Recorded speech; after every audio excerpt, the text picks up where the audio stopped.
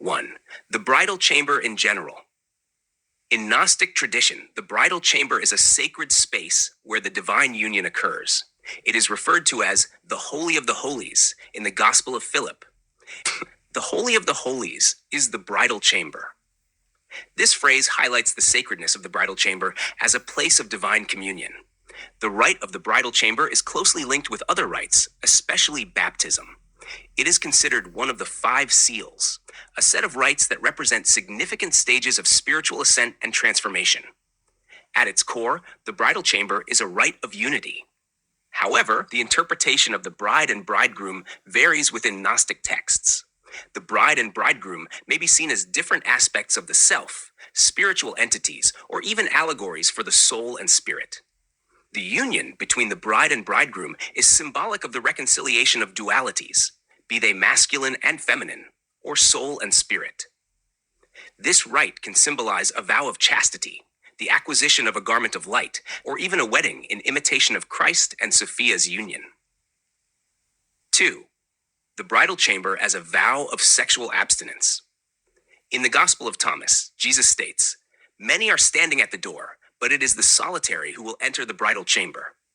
This passage suggests that only those who embrace solitude and abstinence from physical desires are capable of entering the bridal chamber.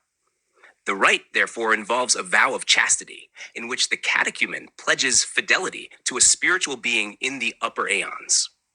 This vow of abstinence extends beyond individuals to potentially include married couples who, in the sacred space of the bridal chamber, renounce the sexual union of the material world.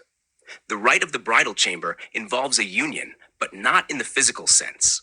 Instead, it represents the union of the soul and spirit, transcending physical sexual desire. The marriage in this context is spiritual, a purification and elevation of the soul.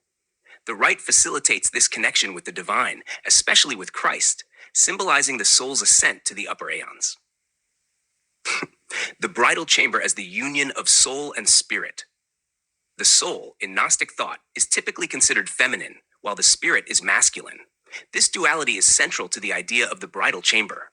The exegesis of the soul presents an allegory in which the soul, initially androgynous in the upper aeons, descends into the lower aeons and acquires a body. It is described, as long as she, the soul, was alone with the Father, she was virgin and in form androgynous. But when she fell down into a body and came to this life, then she fell into the hands of many robbers. Here, the soul's fall into the material world marks its descent from purity and its entanglement with physical desires. In the body, the soul seeks a male counterpart, but the only union available is with masculine demons, representing the carnal nature.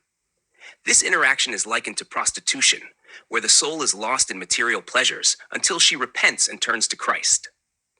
As from heaven the Father sent her, the soul, her man, who is her brother, the firstborn. Christ, the true bridegroom, comes to redeem her.